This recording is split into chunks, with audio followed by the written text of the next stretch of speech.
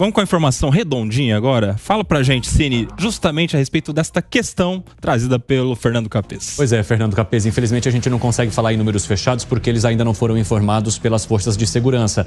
Mas eles falam em número de quadras, né? Pelo menos 10 quadras ocupadas por manifestantes aqui na Avenida Paulista. Mas eu quero trazer um outro destaque porque o ex-presidente Jair Bolsonaro começou a falar neste momento, como vocês podem perceber, nestas imagens que trazemos agora dessa transmissão aqui ao vivo da manifestação que acontece na Avenida Paulista. Há até uma tradutora intérprete ali de Libras para passar esse discurso de Jair Bolsonaro. O que ele já trouxe até agora que eu consigo aqui destacar para vocês? Ele abre o discurso dizendo que o mal não é eterno, que eles devem fazer tudo o que está ao alcance dessas autoridades e que tanto o ex-presidente Jair Bolsonaro quanto os seus aliados podem fazer muito pela pátria, que a liberdade é o bem maior e que todos os dias essas pessoas têm de se preocupar com a sua liberdade. Depois, Jair Bolsonaro começou a citar, sobre o evento da facada lá de 2018, durante a campanha de 2018, fez até um agradecimento mais uma vez à Santa Casa de Juiz de Fora, que o acolheu depois daquela facada nas campanhas eleitorais que aconteceram lá em 2018, que o elegeram, e trazendo então principalmente esse discurso que se refere à liberdade. E colocando mais uma vez para as pessoas que tanto ele quanto aqueles que estão ao lado dele continuarão fazendo tudo aquilo que está ao alcance deles. Essas são as informações até agora. Ex-presidente Jair Bolsonaro, então, discursando para as pessoas neste momento. Assim que eu tiver mais destaques, Nelsinho, e se tiver novidades também sobre quantidade de manifestantes, sobre números levantados pela Polícia Militar, conto para vocês aí do Tá na Roda. Tá aí, informação trazida pelo Evandro Cine a respeito do presidente Bolsonaro, que está discursando nesse momento, lembrando inclusive da facada que levou lá em Juiz de Fora, em Minas Gerais. Gente, eu já vou me despedir aqui do Alan Gani, que vai precisar sair, a nossa roda precisa girar. Gani, obrigado mais uma vez. Obrigado, excelente cobertura da Jovem Pan, parabéns a todos, um abraço à audiência. Você tá com um cabelo novo, né? Tô, e detestei esse cabelo, porque tiraram os meus mullets, que é a marca registrada, mas em um mês eles voltam, nunca mais eu vou tirar. Você vai ficar parecido com o Milei de novo, né? Você sabe que quando você mexe no cabelo, tem um cara que copia.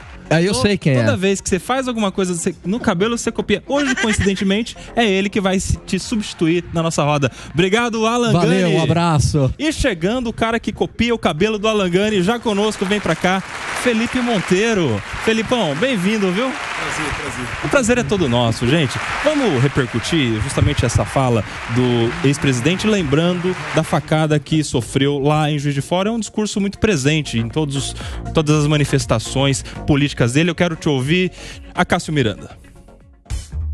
Sim, fato, quando aconteceu isso em 2018, muitos analistas disseram que esse tipo de facada, e até num tom meio jocoso, ou matava ou elegia. E de fato o presidente Jair Bolsonaro foi eleito depois dessa facada, não por conta da facada, mas depois dessa facada.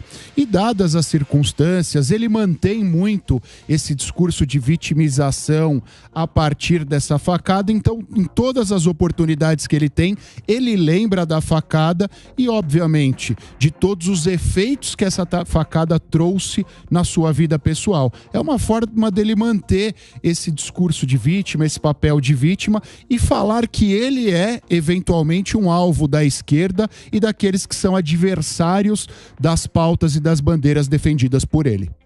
Mas não deixa de ser um discurso político em um evento político de alguma maneira, né? Claro, mas ele tem que fazer esse discurso político também. Eu acredito até que poderia ter, não sei se ele vai falar ainda, mas é importante que ele aborde algumas questões como o devido processo legal, a importância de uma investigação centrada sobre fatos, não sobre a pessoa, de explicar, dar uma explicação, o seu viés, de tudo que está se falando, ele ter oportunidade de falar para um público que quer ouvi-lo. Acho que é importante também esse momento ele apresentar a versão sobre uma série de coisas que a gente tem ouvido aí a respeito dele.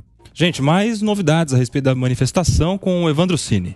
Nelsinho, eu quero aproveitar que vocês estão debatendo justamente o discurso de Jair Bolsonaro até agora para ir incrementando algumas informações do que está sendo dito para eles, para trazer mais repertório para que vocês possam analisar. O que ele fez questão depois? De exaltar o trabalho dos ministros técnicos do governo dele. Então, ele citou ali Tarcísio de Freitas, que agora é governador de São Paulo, falou sobre o excelente trabalho e elogiado trabalho da ministra da Agricultura e Pecuária, Tereza Cristina, né, que finalizou o mandato do começo ao fim, sendo bastante reconhecida não só pelo setor, mas por outros setores do país, avaliada como uma ministra muito técnica, e disse o seguinte, que que o agronegócio hoje orgulha o Brasil, e aí ele faz essa sinalização para este que é um dos principais públicos eleitores do ex-presidente Jair Bolsonaro, e que ele aprovou a Lei da Liberdade Econômica e está falando agora um pouquinho também sobre a pandemia, né? Jair Bolsonaro é alvo de ações que questionam a pandemia,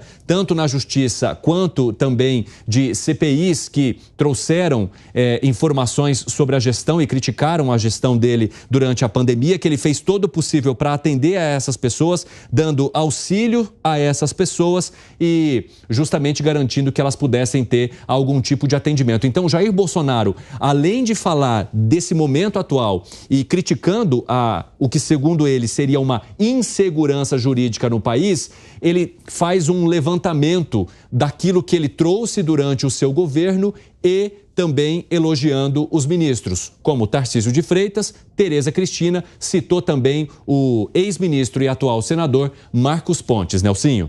Aí, informações de agora, com Evandro Cini nos atualizando sobre o que diz o ex-presidente Jair Bolsonaro nessa manifestação convocada por ele para a Avenida Paulista neste domingo. Conosco já aqui o Felipe Monteiro, quero te ouvir, Pepe, exatamente a respeito destes pontos que parece que une o bolsonarista, os apoiadores do ex-presidente. A gente já noticiou aqui que há muitas bandeiras de Israel, um discurso feito antes do presidente exatamente pelo Silas Malafaia, ou seja, um público religioso, o voto evangélico que fez de alguma maneira diferença no apoio ao ex-presidente Bolsonaro, e agora também ele cita alguns ministros, dentre os quais a ex-ministra Tereza Cristina do agronegócio. Então ele está juntando público evangélico, público do agronegócio, que eram os seus grandes públicos na gestão anterior e na sua campanha, que perdeu para o presidente Lula. Como é que você vê ele resgatar esses temas? Felipe Monteiro. Boa tarde a todos, prazer estar aqui nessa mesa. Realmente você vê que nas imagens algo que não me surpreende, né? Todo mundo sabe que Bolsonaro é um líder político popular, né? Ele consegue sim mobilizar milhares de pessoas. Então o que nós estamos vendo nas imagens aí da Paulista é realmente esse fato, né? Bolsonaro, ele é um líder popular e consegue mobilizar milhares de pessoas. E por outro lado, Nelsinho, eu queria colocar um ponto aqui, isso também reforça a ideia que nós vivemos num país polarizado, não é? Você vê, por exemplo, que o país realmente está dividido na metade, né?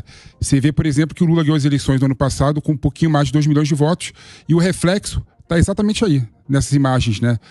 Bolsonaro conseguiu mobilizar milhares de pessoas e está conseguindo colocar nessa manifestação as suas pautas, né? O agronegócio, os evangélicos, fazendo um aceno para um público mais conservador do Brasil, que realmente é mais da metade dos brasileiros.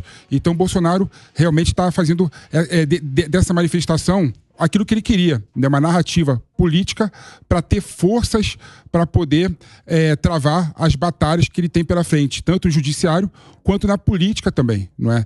Então, Nelson, eu vejo por esse caminho aí. Realmente é uma imagem que impressiona, mas não surpreende, né? Pediu o Diogo. Pois é, a minha impressão é um pouquinho diferente da sua, Felipe, porque eu vejo quando o ex-presidente Bolsonaro traz assuntos como a pandemia, eu acho que é uma perda, porque é um momento onde todos erramos, todos. Inclusive, logicamente, o ex-presidente Bolsonaro, que estava no comando e cometeu diversos erros.